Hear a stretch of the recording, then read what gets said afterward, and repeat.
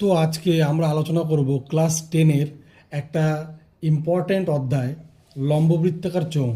8 নম্বর অধ্যায় লম্ববৃত্তাকার চোঙ মানে কি? একটা পাইপের টুকরো তোমরা ভাবতে পারো, ঠিক আছে?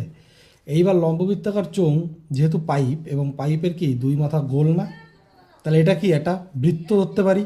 এবং এটা যদি একটা বৃত্ত হয় তাহলে এটা কি আমার বৃত্তের ব্যাসার্ধ।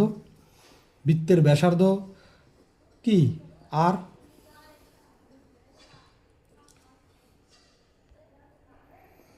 তো এবার উপরের আর নিচের এই বৃত্তর মাঝখানে যে দূরত্বটা, এটা হলো এইচ বা হাইট বা উচ্চতা। তো আমাদের যত সূত্রই আমরা পড়বো না কেন, সবই কিন্তু আমাদের এই ব্যাসার্ধ আর এই উচ্চতা দিয়েই কিন্তু সমস্ত অঙ্কগুলো কিন্তু আমাদের করতে হবে। তাহলে ভূমির ক্ষেত্রফল মানে কি? এই যে বৃত্তটা দেখতে পাচ্ছ, এর সিম্পল এর ক্ষেত্রফল কি? পাই আর স্কোয়ার। আমরা পাইয়ের মান কি লিখতে পারি? 22/7, আর পয়েন্টে 3.12।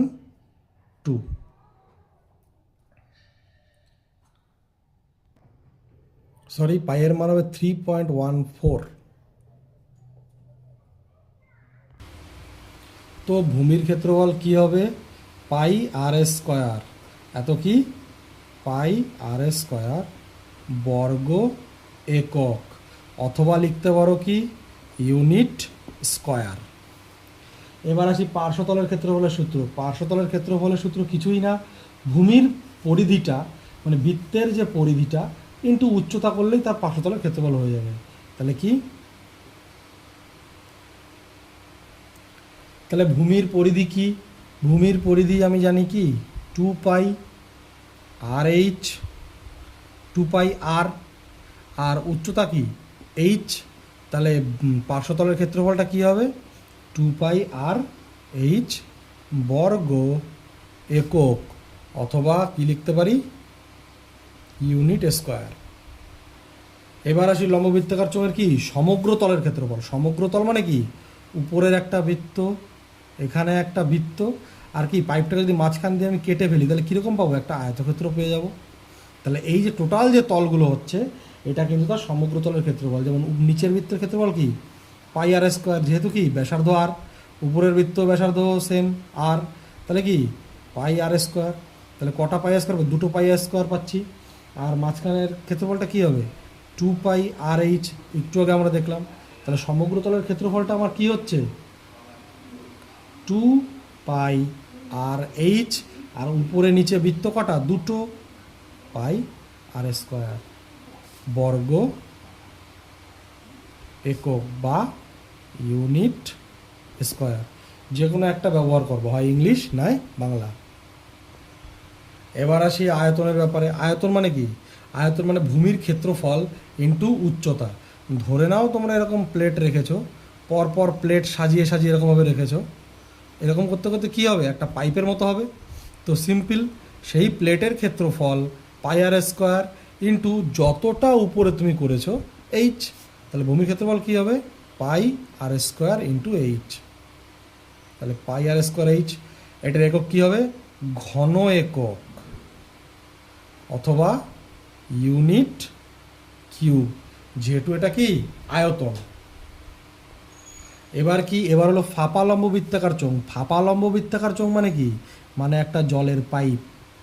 তো এটা ধরে নাও পাইপের কি ভিতরের বৃত্ত, আর এটা হলো পাইপের বাইরের বৃত্ত।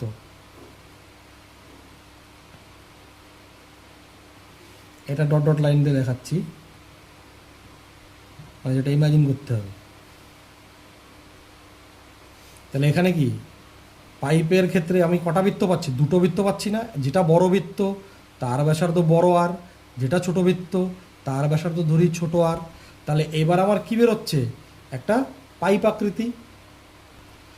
আর উচ্চতাটা কিন্তু দুটোর ক্ষেত্রে সেমই থাকবে, উচ্চতাটা তো চেঞ্জ হচ্ছে না।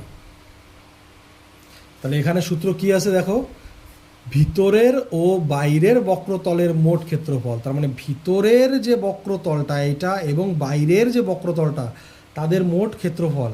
তাহলে বাইরের বক্রতলটা বড়, 2 পাই আর এইচ, এই বাইরের পাইপটা, আর ভিতরের পাইপটা মানে যেটা ডট ডটে দেখানো হয়েছে ওটারও ক্ষেত্রফল 2 পাই ছোটো আর এইচ।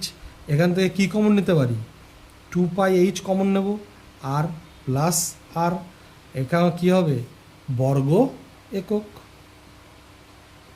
অথবা ইউনিট স্কোয়ার।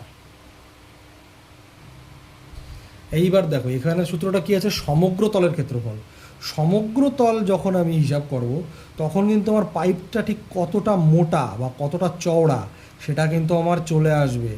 তাহলে আমার কি করতে হবে, সিম্পল, এই যে ছোট বৃত্তটা আছে, ছোট বৃত্তটা যেমন কি পাই আর স্কোয়ার ইন্টু 2, কারণ দুটো বৃত্ত। আবার যে বড় বৃত্তটা আছে কি পাই আর স্কোয়ার ইন্টু 2, যেহেতু দুটো বৃত্ত, তাহলে দুটো বৃত্তর বিয়োগফল করলেই আমার এই চওড়া অংশটা পেয়ে যাব। তাহলে কি সমগ্র তলের ক্ষেত্রফল করতে গেলে 2 পাই এইচ আর প্লাস ছোটো আর প্লাস 2 পাই আর স্কোয়ার মানে এই যে বড় বৃত্ত মাইনাস 2 পাই আর স্কোয়ার। এখানে 2টা কি একই বৃত্ত দুবার আছে, বুঝা গেল, এই জন্য 2। এখান থেকে দেখো 2 পাই কমন যাচ্ছে, তাহলে 2 পাই এইচ আর প্লাস ছোটো আর প্লাস 2 পাই বড় আর স্কোয়ার মাইনাস ছোটো আর স্কোয়ার। এখানেও বর্গ একক অথবা ইউনিট স্কোয়ার। এইবার আসি লাস্ট সূত্র, যেমন কি ফাঁপা চোঙের ব্যবহৃত পদার্থের আয়তন।